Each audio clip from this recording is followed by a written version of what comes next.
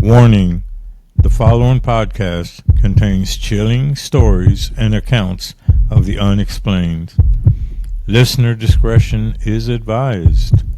Some tales may be too unsettling for the faint of heart. If you dare to continue, proceed with caution and prepare for the unknown. You have been warned. Now into the world of Explain Strange Podcast.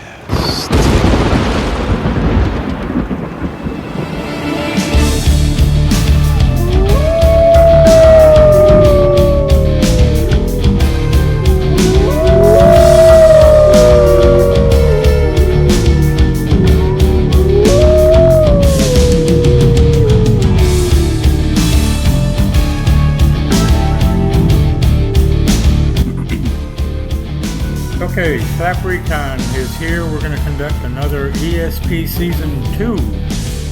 Thank you for everybody who supported Season 1. Really appreciate everybody who came out, responded to us, and watched the videos and the podcasts that we had. And I'm sorry that I don't have the two young ladies that were here last time. You have my ugly mode here, so you'll just have to deal with that. But for Season 2, Episode 1, we have a special guest. We have Nathan Elwell. And Nathan Elwell has he's got a laundry list, if not a grocery list of accolades that he's been into. So I was kind of talking to him with him earlier, and I ran out of ink in my pen. So we're going to go ahead and introduce him. He's right here already with us. I decided just to bring him on, and we should be on Facebook Live. I'll know in just a minute. But even if it's showing that we are, even if we didn't get to that, or you didn't catch it on live, Facebook Live, that's okay, because it's going to be I'm going to edit it a little bit, play with it, and then I'll just put it back out on both Facebook, and it will be on YouTube. So that will be on the Explain Strange Podcast platform. So let's get with Nathan now, and let's find out, who is Nathan? Who is Nathan Elwell? What is Nathan Elwell all about? Here we go. So, first things first, Slap, I appreciate you having me on for the premiere of Season 2, man. I greatly appreciate you inviting me on to talk with you. So, my name is Nathan Elwell, as you've already said. I have 18 years in the paranormal field. I am the founder of the Southeastern Ghost Research Association out of Alabama, as well as the founder of the Newport Paranormal Society here in New Hampshire. I have been all over the place as far as everything on the East Coast for the most part. I love what I do. I utilize my skills and my years of investigative experience to download paranormal applications from the App Store or the Google Play Store. I test them out and I tell people whether or not I think they could legitimately be used in an investigative style setting.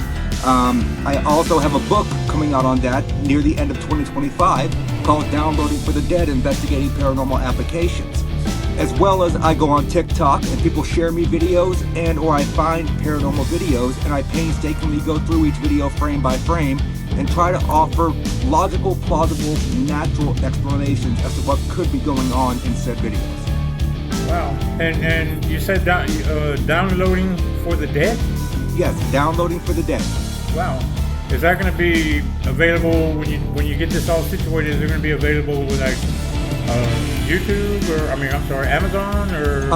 So as of right now, it should be when I get it published, anyways. It's going to be available on Amazon Kindle, as well as I'll have paperback copies and such that I can sign and send out to people if they would like. Oh, that's pretty cool there. I like that. I always wanted to write a book, but I don't even like reading books. But I'm one of those guys that, being that I was a combat engineer in the military, I was one of them guys that we're trained to fix and just, be able to basically fix whatever, because that was mainly how it went. You were given the order to take care of that or fix that or make that happen, and that's what we did. Right. So my kids were always pissed off at me all the time because I would never read instructions on some of the things. When they come with instructions, I was always the guy, the guy that was, get that out of my face. I don't need that. And they're like, Dad, you got to read it, So anyway. Funny thing about the book was an accident. I had no plans on even writing it. I was doing my YouTube thing, which was actually my daughter's idea. My daughter's also the reason I do my TikTok breakdowns that I do, and I'll get to that later in the show. But so basically, I was running a CNC machine at my job. As we discussed earlier, I build bridges. Right. And when you got plates that are somewhere between 2 inches to 4.5 inches thick, with 1,200 holes being drilled into it, you're looking at 12 to 15 hours just standing there watching the machine drill. Wow. I actually wrote my book standing at the machine, running the machine. Because I was bored. It's kind of like the machine is kind of like, it's computerized to where once you set it, it has a program, you can set it and go with it. You just basically got to watch it, the trouble is trying to set these things up, I'm sure, right? Actually, the machine that we have, it's very simple to set up. It doesn't even do touch-offs. It doesn't have to. Wow. So I know most CNC machines, they have a 3-point to 4-point touch-off where they go through, they find their square, they find their center, they find their zero, and then they continue on. And this one, once you set it up, you go into the actual main screen, you set the thickness of the material to the main screen. Once you set your origin point, you align the plate by going to the other end and hitting set align. Then you hit go to origin and run, and you're good. There you go. It's literally a 3-step process. Yeah, I've seen them do it. I don't mess with it too much, but I'm sorry I'm sidetracking and getting off because you're kind of like, I used to work in a refinery, so I think we talked earlier, and I kind of hear that kind of talking right away. I'm kind of like going toward that. But let's get back. I'm sorry for doing that, but it just sometimes when podcasting when you're interviewing is basically just a conversation. We're just trying to get a conversation in, but the deal is to highlight who you are. I have to stop and remember that my job is to highlight who you are and what you've got going and working for you right now. If it makes you feel any better, those kind of conversations sidetrack me too, so I get it. Right. But with a guy like you, all you got to do is just blink right back and you're into the paranormal field already, right? Oh, yeah. So, absolutely. Comes pretty common to you. You've probably done more than I have. I've not much of a ghost hunter at all. I don't really do that. I've followed the paranormal. I've watched all the shows. And so that's why I maybe try to want to get into this and try to, because I find it interesting, and I was speaking to our next guest. She'll come out Wednesday, and her and I were talking about something how people can tell that they have some kind of an ability and everything. And I was mentioning some stuff to her, and she said, you kind of like sound like you're an intuitive. And I was like, I think so. And I've been told this before, but I don't. The thing is with that is I don't carry it any further. I don't try to exercise with it, or I don't do nothing. I said, man, just leave it alone. I'm that guy. I've already been in enough. So I'm one of those. I'm a balanced kind of person. Like, I'm skeptical enough that I can look at something and tell you, hey, I don't think this is real and this is why. But here's the thing: is like when I do my TikTok content, a lot of people think that I am a firm skeptic. I am not. I have experienced enough in my 18 years of doing this to know that there is something beyond this realm that we cannot physically explain. Yeah. So I know for a fact this stuff exists. Psychics, those were my main, I guess you could call it thorn in the side. Because, did they, and this is a funny story actually, did they Google something before they got to the location that they're picking up on? I know that a lot of shows will tell you, oh, they don't know where they're going. Let's be honest, that's probably 90% crap. They know where they're going because they had to fly into the city. Yeah. They didn't fly blindfolded. So. No. So, I mean, I don't feel like the only one I could think of that I would honestly say that may very well be true with would be Chip Coffey. I think Chip is amazing at what he does. But my girlfriend, I met her on the USS Salem battleship in Quincy, Mass. And I was there doing a public event last year. And She asking me these questions, and she was hitting on everything, and I am not joking with you. Once we left the event and we started talking, I was like, so tell me, be honest. How much of that did you Google before you got there? Not a good thing to say.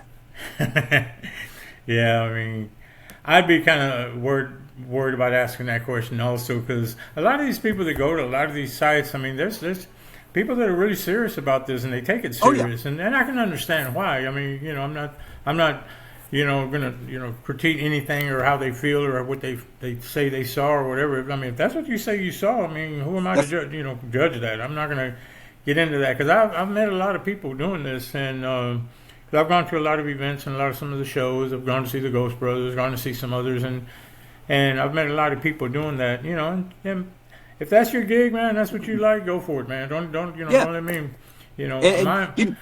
it wasn't really one of those things where I was trying to per se say that she Googled things. Yeah. But it's just like she was hitting so dead on that's where my logical mindset went. Oh, and it's taken us a little bit of getting used to over the last few months because she knows how I am. I know how she is. And so it takes a little bit. But once you find that niche and you find that way to kind of get over that, and I know that she's got abilities now. I mean, I'm a firm believer that there is the very good plausibility that people have these psychic abilities. Right. She claims that I have abilities. I have precognitive dreams. Sometimes if I dream, whatever I dream comes true. It's a weird thing. I've had that since I was young. But I don't dream very often. Maybe once every 7 or 8 months I have a dream. Huh. Well, yeah, I kind of get that too, though. I mean, I get some kind of dreams sometime, and then I'm like, it happens, and I'm like, man, how could I know that? But I mean, it's what it is. They call it deja vu. You're right, exactly, and that's basically what I see. I've had that a lot. As far as reading these, what you got here, the All Access Network. What's that all about? So the All Access Network is a paranormal podcasting network. I'll be honest with you, I was on a podcast with a man named Angie, or a man named Shane and his wife Angie. Love them to death. They're great. They're great folks. And after the show, he was like, dude, I love your poise. I love how you act on the show. He's like, I think the network would be interested in you having your own show. And I'm like, brother, I'm on so many podcasts right now. I've got so many events going on. I mean, I realistically just don't have the time for it. Well, lo and behold, I think 5 weeks later, I was on another show on the same network. And the producer, Gwen, contacted me, and she I'm going to say she twisted my arm just in case she's watching this. But she didn't really twist my arm, per se. She gave me a time slot that I felt like I could work with. I got you. Okay.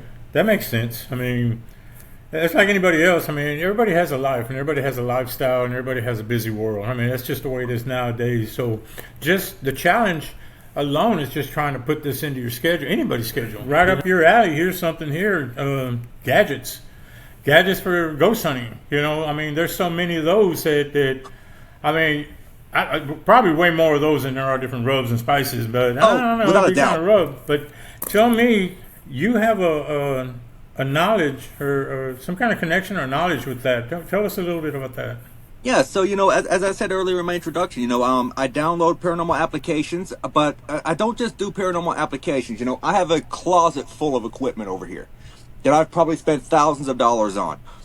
That's thousands of dollars that, in all honesty, is probably not well spent. And the reason for that being is a lot of that equipment in there, if you break it down to the mechanics of how the equipment works, can be easily explained as to why you're getting the fluctuations that you're getting. A good example, K2 meter. When you go and buy a K2 meter, and everyone knows the K2, it's a square box, gray or black, that's got I think it's 6 lights, maybe 5. Here's the thing. When you go and buy one of those, they market it as a tri-axis device, which means it detects EMF from 3 sides. That's completely false. It only detects from one axis, and that's the front. So whatever is responding with that has to be right in front of the device. But here's the thing. There's so many different variables that could set that off. And people don't take those things into account. When you're in a location, right? Did you walk the building? Did you sketch the building? Did you make sketches of electrical outlets? Did you make sketches of where light switches are? Did you make sketches of where the power lines in relation to the building are? Because if you have a surge going through that line, it's going to set your device off if you have it too close to that. So that there's so many different factors and variables that people don't take into account that they really should. Yeah, and I don't have any gadgets. I don't have any tools, anything like that. But there's I have a friend of mine. He's going to be coming into the podcast and helping out this season, or he's going to try to. And what we want to do is, or our idea is I want to go to a cemetery and I want to do one of those kind of like a spirit box or do some kind of a, some kind of a opening test for us. We might do it Okay. live and just to kind of see more or less what we get. Kind of Okay, like so skeptical, but not really, because I'm interested in seeing what would be good. so given Go ahead. given My my question to you is what, and I know you were going to answer it, but I'm going to ask it so everybody understands. My question would be to you is what would you consider the best gadget? But I mean, I don't know. Are they called gadgets? Is that a good name for them, or am I offending anybody? No, you can call them gadgets. You can call them investigative tools. You can call them whatever you'd like. Matter of fact, if you give me 2 seconds, I can grab one for you. That's one of my favorites, and problem. I'll show it to you. But recommendation when you're going to that cemetery, buddy, make sure to do some kind of spiritual protection before you go, because you don't know what you're contacting in that cemetery. You don't want to bring something home with you. Right. Yeah, So I've seen just that a recommendation from me. I've seen some of the guys. They say that. I think Dalen does that from the Ghost Brothers, and Yep. they'll say a little speech or something. And I've seen some others do it. Yeah, and I had thought the same thing. I think I would have to do that because I definitely don't want to bring nothing home with me. No. So that I would don't just think be anything would me. want to come home with me, but Just a recommendation looking out for you there. Make sure you do some kind of spiritual protection before you go. will do. But if you give me 1 second, I'll go and grab some equipment and some of my favorite pieces, and I'll show you. No problem. Again, we're talking with Nathan Elwell, and he's got a lot of information to give, and I hope I can get everything in under this hour and within this hour that we're working. And I hope you guys, some of you have not caught it on live. I hope that you guys catch it on the replay. And all right, here comes Nathan. Let's see what he brought. All right. So of course you have your classic SB7 Spirit Box. Okay. I love this device, but here's the thing. You do pick up a lot of radio interference if you do not run it on the right setting. So a lot of people don't know that you can actually have these detuned to where you won't pick up radio frequencies at all. This one is detuned. So whatever's coming through are voices coming through the static. Hence my TikTok name, Static Voices. So, but I love the SB7. The SB11's okay. I feel like the SB11's a little bit more complicated than I like. This is a laser grid. So laser grids are nice because if you're in a location that's claiming shadow people, or people see shadows, you can set this up in that room and put a camera on it, and you can see the changes within the laser grid itself. I don't know if you'll be able to see it. It's pretty high powered. You might be able to. Nope. Yeah. I see it on you right there. There it is in the back. I can see it. So it's a pretty up. decent grid, and this thing will reach a good 40 feet. So Oh. it's got a decent range. I love that. I love this device. It's one of my favorites. And this right here is maybe a lesser known device that more people should know about. And if you don't know about this piece of device or this piece of equipment, then go and look up Lauren Hellekson on Facebook. She makes these. They're called crystal pods. They can be custom made. Mine, the whole top is covered with black tourmaline. So 100% USB rechargeable. You don't need batteries. And let's be honest, any paranormal investigator out there knows the pain of battery drain and going through and spending hundreds of dollars on batteries every year. This, you set it up, you turn it on, got your purple light on here. So if I put my hand close to it, it's going to go off. See how that's not going off? I'm Right. literally touching the antenna. If this was a REM pod and I did that, this device would be sounding off. Yeah, I was going to say, it's kind of like it's a REM pod, but it's different. It is a much better version of a REM pod. Tell me again, Lauren, what? Lauren Hellekson. Last name is spelled Hellekson. I'm going to look This- that up. Yeah, she does all kinds of stuff when it comes to stuff like this. She actually has a static device as well that detects electrostatic. This is by far one of my favorite pieces of equipment.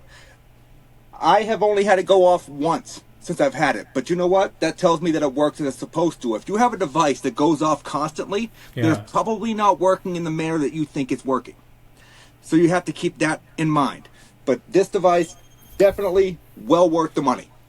And Yeah, because also, I know a lot of people. You see the REM pod a lot, and a lot of people really, I guess, have a lot of faith in that.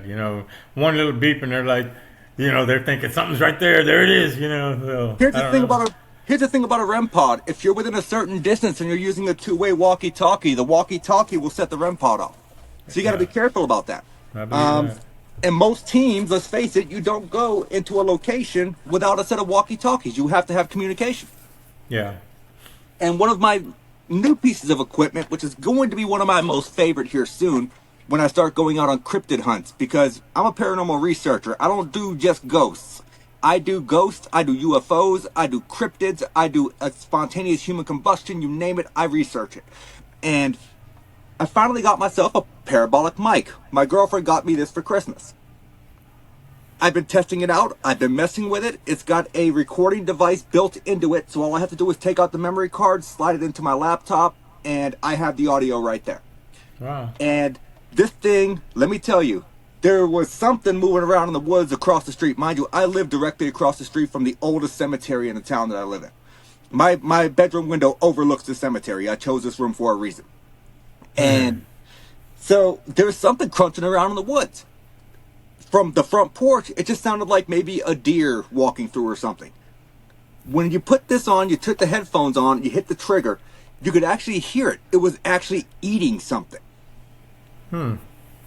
It's so interesting the way this thing works, but if anyone out there has a parabolic mic and you want to mess with it, that's great, but do me a favor, release the trigger before a car drives by, because you will blow out your eardrums. I made that mistake Oh myself. man. I bet.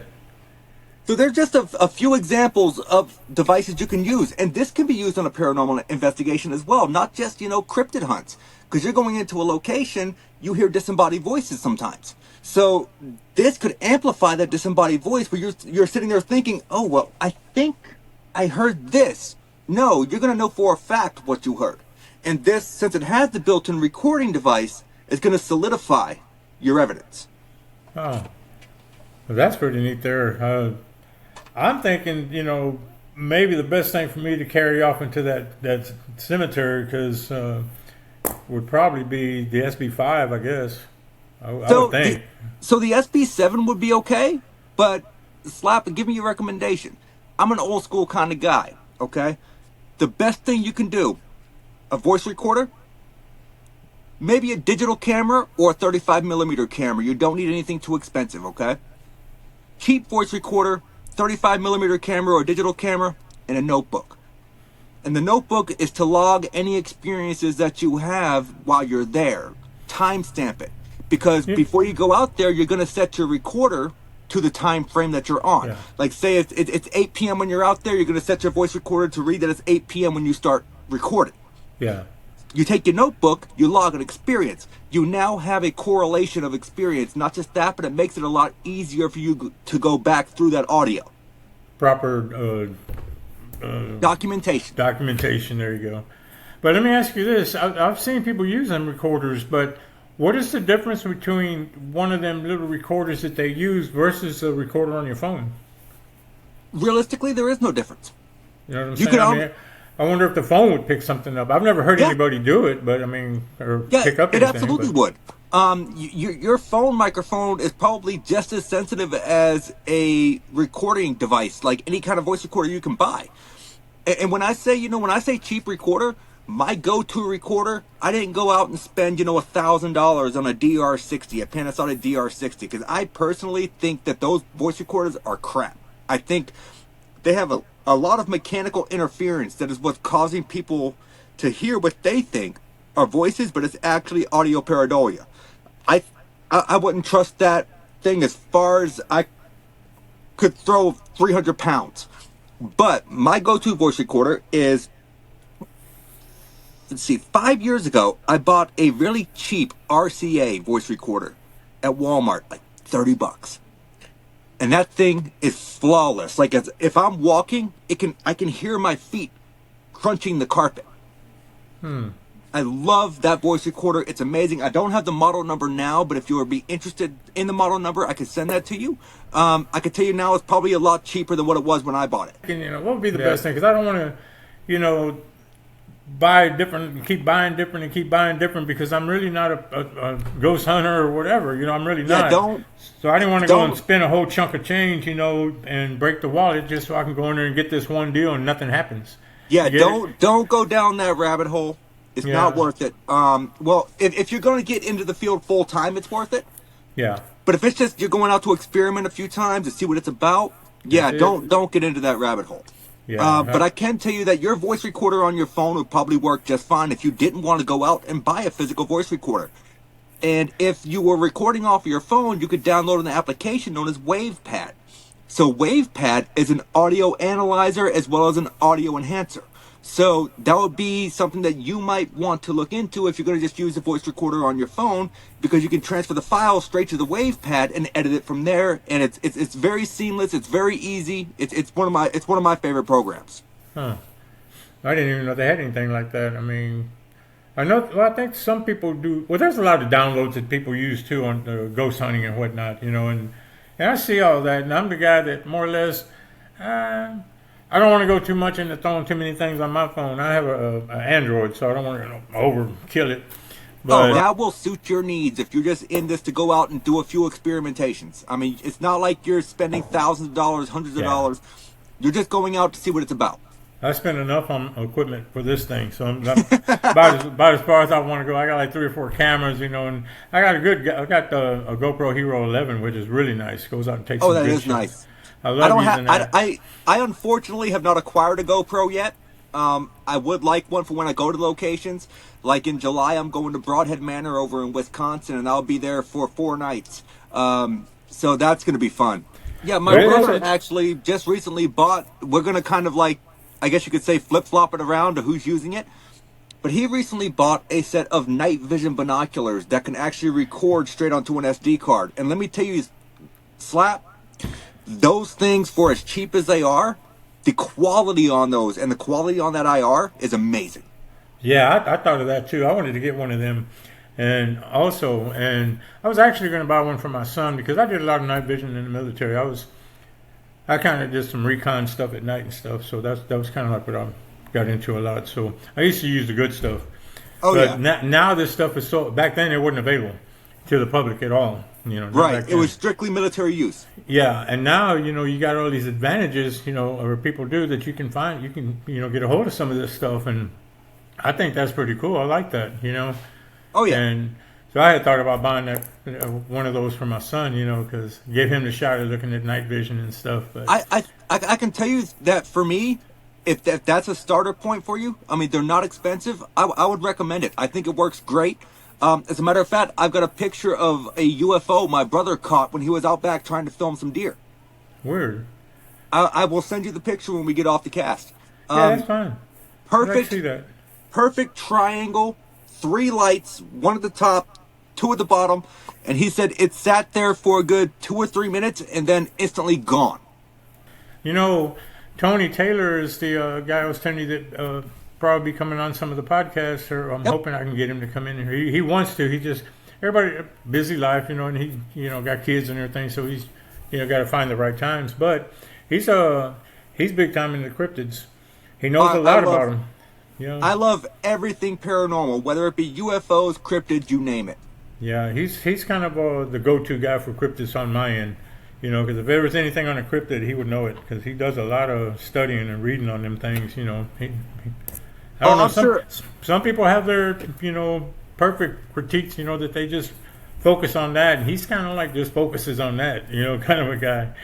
So. Right. And that's kind of like where it boils into, I say this a lot on other podcasts as well.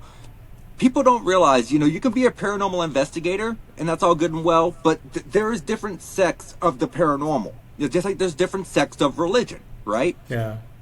Paranormal, you can break it down to cryptozoology, ufology, ghost hunters, and there's another one, but I can't, it's slipping my mind right now.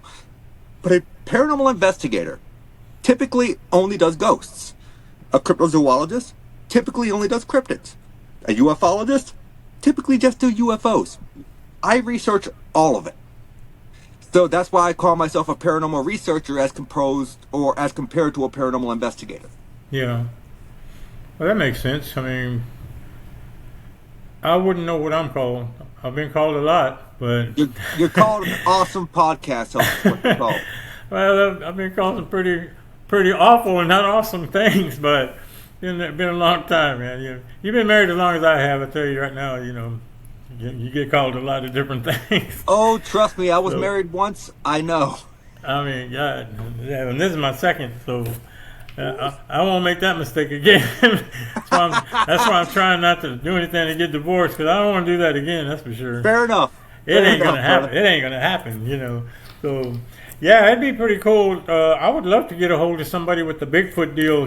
That has actually been out there, has a little, because there's a lot of them on here that they say that they've seen or they've been there, done that kind of a deal, and I've reached out to a few. No one's ever, bit the bait or anything. Because I would like to get one of those guys on here and tell us what they're all about. Let me see what I can do for you. Yeah, because it would be pretty nice to, because I everything basically is ghost and all that. And down here where we're at, that's kind of like what it is. Texas doesn't have many Bigfoot and sightings and stuff. There are some places, from people say they've seen them, but I'm talking about going on outside of Texas, Yeah, reaching Texas. out. In Texas, you're looking more at chupacabra sightings and stuff of that nature. And then Florida, going back over there, the skunk ape or something like that. Yeah. And see, that's why I say over here where I'm at, that's kind of like no one talks about that, Right. So when you get on these sites and Facebook and go onto try to see the different people, what they have to say about it, well, it's okay because you hear them talking about it, but I don't see I see a lot of evidence that, I'll be honest, my opinion, you can kind of tell that that ain't really good enough for, So can I tell you, since we're on the topic, yeah, I have personally had 2 different Bigfoot experiences. Okay. So let me in on this deal. Experience number 1, I used to go and stay at my aunt's house. I would walk home at random hours of the night, typically around 11 o'clock p.m. for whatever reason, to go home and get a change of clothes, maybe grab a quick shower, and walk back up there, to go to bed. Because they only lived maybe, I don't know, half a mile from my parents, so it wasn't like it was that long of a walk at 17 or 18, right? Mm-hmm. So my aunt lived next to this cornfield that was probably 150 yards square, so 150 yards one way, 150 yards the other. I was walking by carrying my gym bag, and I was going home, and I just felt this odd feeling that I had not felt making this walk before, and I had made this walk hundreds of times. And I'm sitting there, I'm like, man, something doesn't feel right. So I look up into the cornfield, which had just been harvested, so the corn was only at half stalk. So corn stalks, I'm sure from Texas, you know corn stalks are about 8 feet tall. Yeah. So half stalk's going to be about 4 feet. Got it. I look out, and about 60, maybe 70 yards, I see something crouched in the middle of the corn stalks. And I was like, I don't know what that is.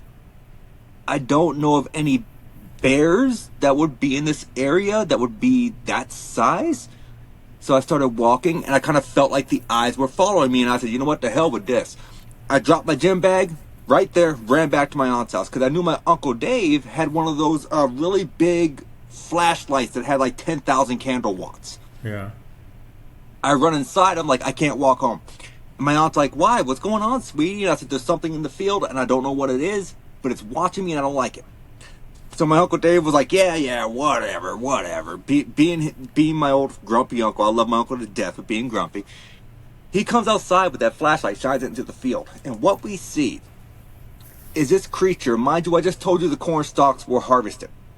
So 4 foot, roughly half size, creature stood up and was about double the corn stalk. So you're looking at something that was about 8 feet tall. Oh. Yes, bears can stand up on 2 legs, but when it turned and looked at us, it had an eye shine of this really odd goldish blue. It was an eye shine that I had not seen in a creature before. And my brother's an avid hunter, so whenever he used to get something on trail cams or he would capture something, he'd come and show me. I'm very familiar with eye shine. and I had never seen this coloration before. And I also don't know of any bears that could walk 70 yards on 2 legs into the woods. So it saw you. It saw me before I saw it. Okay. Wow. But so to you, being what you saw, going on what you saw, do you feel like that thing was more or less dangerous, or just curious, or I think not wanting no part of you? I think at that age, being 17, 18, I think at that age I took it as a threat. But I think it was more curious than threatening. Okay. Because it never really approached me. It was watching from a distance. All right. So I don't think it was anything threatening, to be honest. But I had 3 other witnesses there that saw this creature stand up that had to have been 8 feet tall and walked off into the woods. How many feet away was this guy? This thing? So distance to optics, if we were standing at the front porch going out there to see if I'm doing the math correct, I'm going to say 65 yards, roughly. Oh, okay. Well, I was going to ask, my next question was, were you able to pick up any kind of a scent, but being that far away, probably not. Yeah, unfortunately I was not, because there was no wind that night. Now, if I had been downwind from it, given the fact that Bigfoot in that particular area is known to give off a scent, similar to that of the skunk ape, I mean, then I would have instantly known. But no, unfortunately it was a windless night. There was no breeze whatsoever. But I can tell you that from the candle watts of the flashlight and the way that it was hitting it, we could see the silhouette, and the silhouette almost looked like a brownish red fur. Huh. Which is very common for Bigfoot sightings in that area. Now, here's the crazy thing. I think it was 4 weeks prior to me seeing this creature, the Travel Channel was actually in Geneva, Alabama, 2 counties over, investigating a Bigfoot sighting. Well, let me say, if that was to happen now, what would be your reaction? Oh, I'm chasing it down. I'll tell you what I'm not going to do.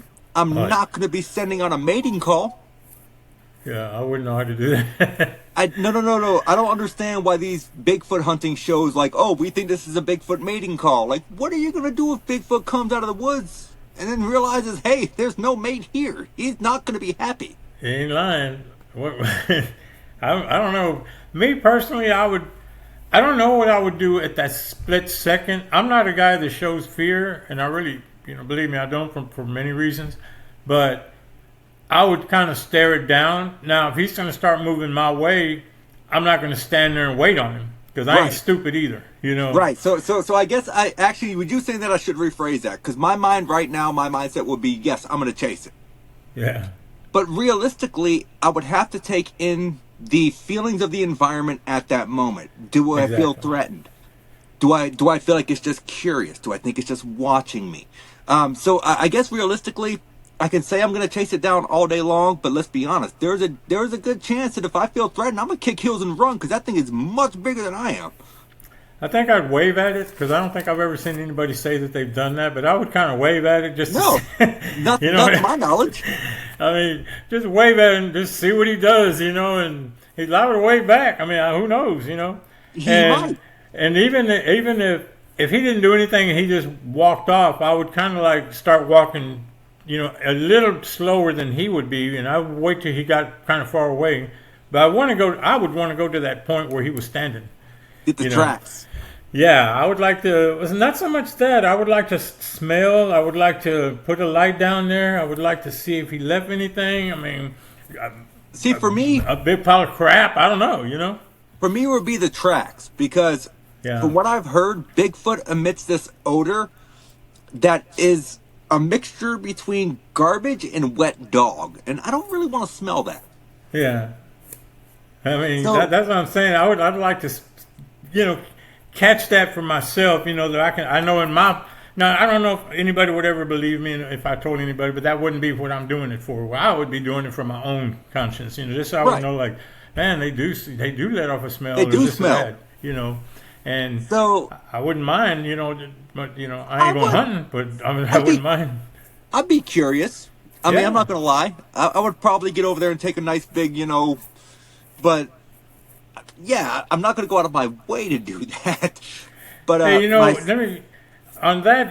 Since you know a little bit about the Bigfoot and all this, and you're into the cryptid thing, what do you think what is your prognosis, I guess you want to call it, or whatever, on where he came from? Was he already here? A lot of people say aliens brought him. A lot of people say it was mutated into somebody. What is your thought? So there are so many different theories on this. Like, there's theories that Bigfoot is literally a hairy form of an alien. There's theories that Bigfoot was an interdimensional being. That's why we don't find bodies, because he can come here and, go back to his dimension at will. There's theories that he is a remaining specimen of Gigantopithecus. And, there are so many different theories out there. For me, I don't think it's interdimensional. I don't think it's an alien. I think it's a physical creature that is very good at evading people. And the reason we have not found a physical specimen yet is because if they are indeed so much, I guess you could say, in tune with how we are as humans, they probably bury their dead. Okay. Or you could go back to the ancient cultures of, say, Indonesian islands, and they cannibalize their dead and then bury the bones. That was going to be my next step. Was maybe they eat them. And that's their way of thinking. That once you die, you're supposed to be a food source to the rest of the flock or whatever herd. Yep, you're nourishment. So realistically, just because we've not found a physical specimen doesn't mean that this creature is not existing on a worldly plane. I think the interdimensional being thing is far out there. I think them being a hairy alien is really far out there. If you go into the descriptions of every other alien you've ever seen, if you go into the Dover Demon, or you go into the Betty and Barney Hill abduction, or you go to the Travis Hall abduction, or Travis Walton, I'm sorry, not Travis Hall, Travis Walton abduction. I mean, any of those that you go into, they always describe them as very slick creatures. They're not hairy. So yeah. Bigfoot is definitely not an alien, in my opinion. Yeah, Tony, he had mentioned, I had asked him one time, and he said that there was a theory, because he knows a bunch of theories like you do, and he said that, there's actually a theory that they have a way of cloaking to blend in. That's why can't catch them, because they have some kind of way to just cloak to where they can run up to them and everything, but you can't see them. So that's why some people believe they could be brought here by aliens. I love that aspect. Because if you go back and you look at the case of what is known as the Dyatlov Pass, some people know about it, some people don't. It was a group of hikers going through the Dyatlov Pass that were experienced hikers, right? They ended up dying because everything in their tent was ripped out. But here's the thing. The tent wasn't ripped from the outside in. It was ripped from the inside out by the way that the threading was done. So something scared these folks to the point that they ran out in frigid temperatures. I'm talking negative 20 degrees. Most of them not wearing anything, not even shoes. They cut their tent and they ran. So now, in that case, there was rumors that they had sighted a Bigfoot, and there was camera, like they had a 35 millimeter camera, and there was a picture of what I guess you could say could be a Yeti in that area. It would have been a Yeti in that area. But do I think it was a Yeti? No, I think it was possibly a guy just standing off in the woods relieving himself is what I think it was, to be honest, because you're dressed up, you're cold, you're going to be bundled. Oh, yeah. So the shadowing of the footage does not, or the shadowing of the picture, I guess you should say, because it's not footage, it's not video. The shadowing of the picture doesn't sell me.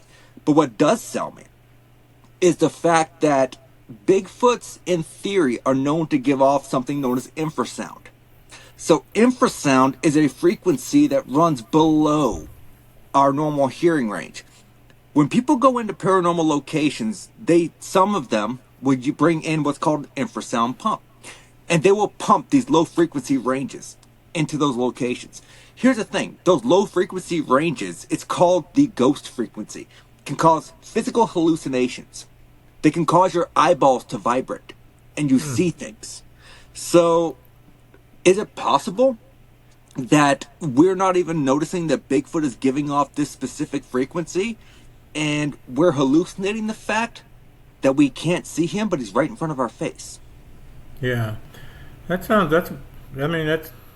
pretty sounds good to me. I mean, personally, but I don't know, the Bigfoot theory there, man. That's kind of a mystery, in its own, man. And most of these different paranormal and cryptid and all that. They're such, they're so mysterious and mystery. They are, and I can tell you that here in New Hampshire, Bigfoot is called the wood devil, right?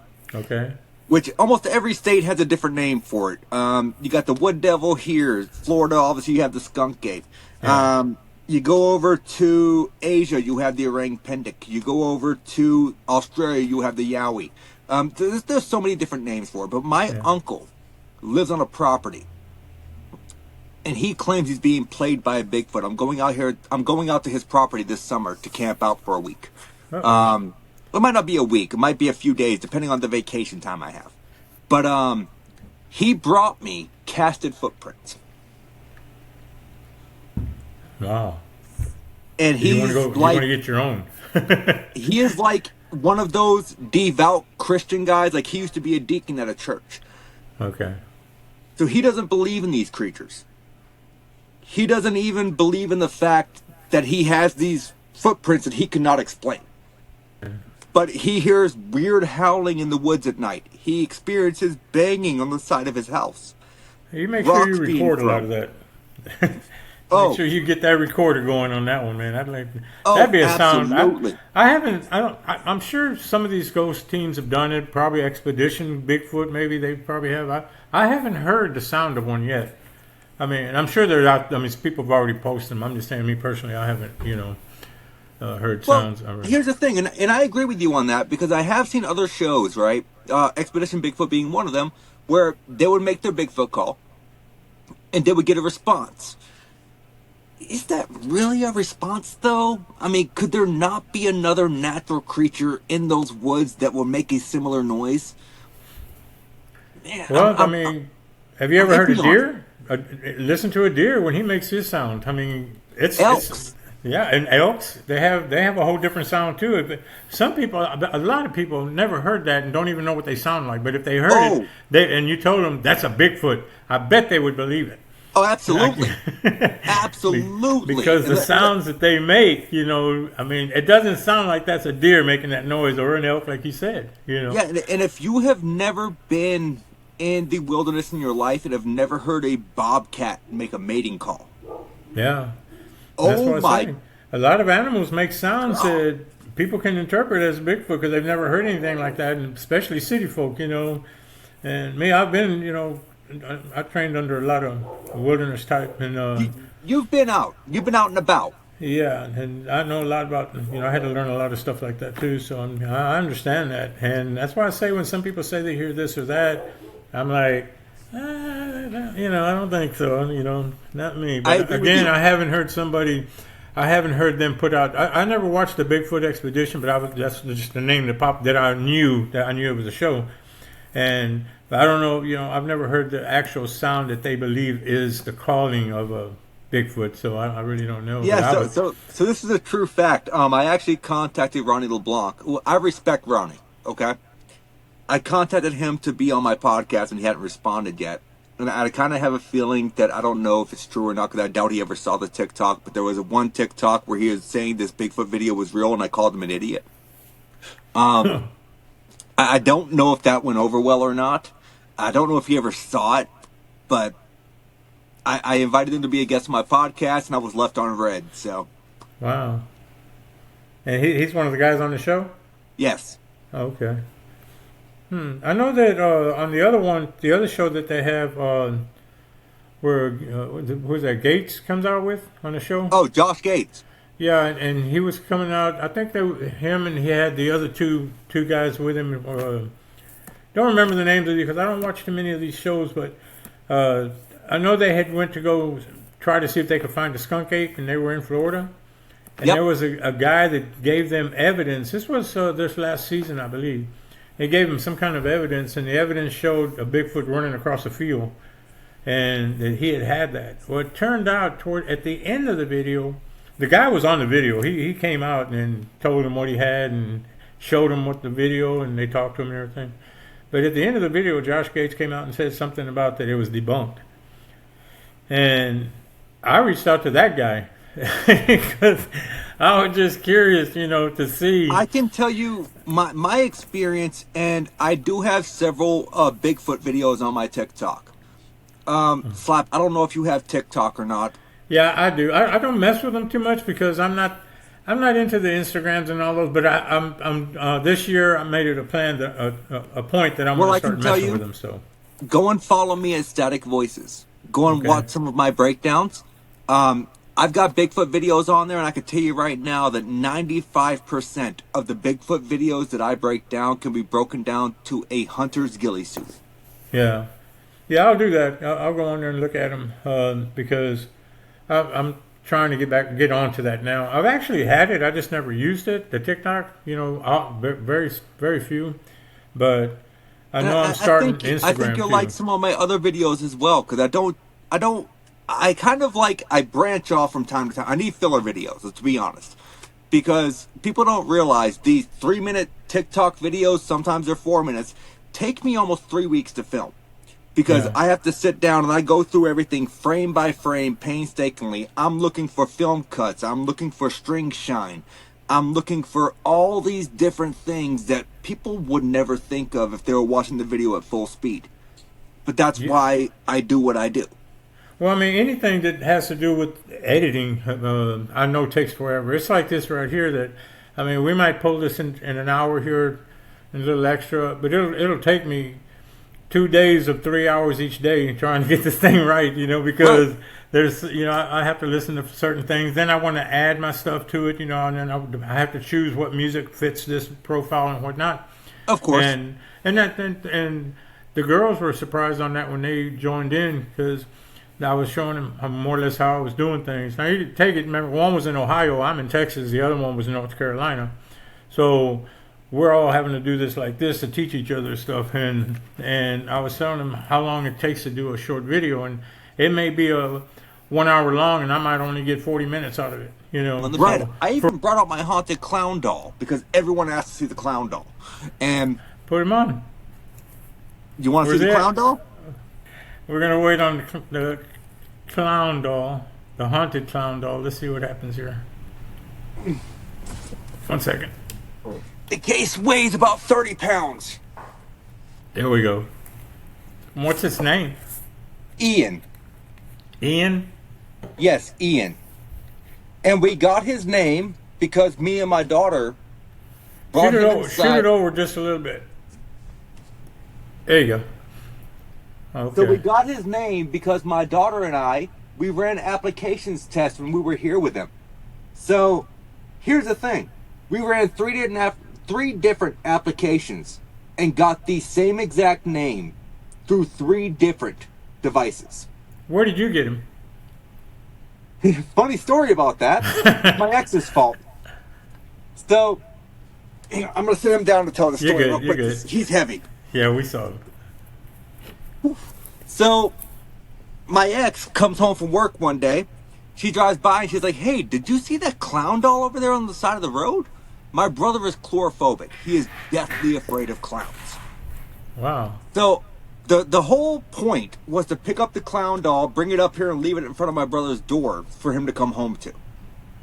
Okay. Well, I don't know. I drove by it 4 or 5 times, and I finally stopped, and I knocked on the door. Because I wanted to make sure I wasn't taking someone's property, that it was indeed trash. Right. I knocked on the door, and I was like, "Hey, I got a curiosity. What are you guys doing with this clown doll out here?" And I hear this old lady yell from another room, "If he wants that godforsaken thing, he could fucking have it." And I'm like, "Oh, I'm intrigued." Wow. So, yeah, I took it home. And my ex came home. She saw him on the back porch, and she said, "What is that thing doing here?" I was like, in my defense, your fault. Your fault.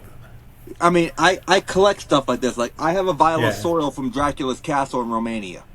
I collect this kind of stuff. Weird. Man, so you're just going to hold on to it, I guess? Or just... Actually, no plans on auctioning it off later, no. Getting rid of it, something like that? So the haunted sign in the front for everyone watching that just saw the clown. Yeah. I added that. Okay. The reason I added that sign was because I actually was sitting this out in my Halloween display because I'm a Halloween freak. Halloween is my Christmas. Yeah. So I had issues with people walking over and trying to touch the doll. Oh, I got you. Okay. And I didn't want that, so I put that sign there. So the sign was not there originally. Okay.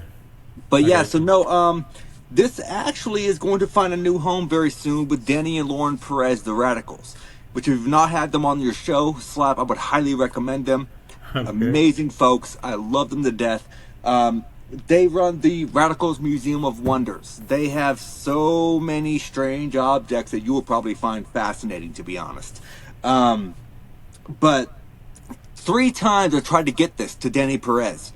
And every single time something comes up and he can't take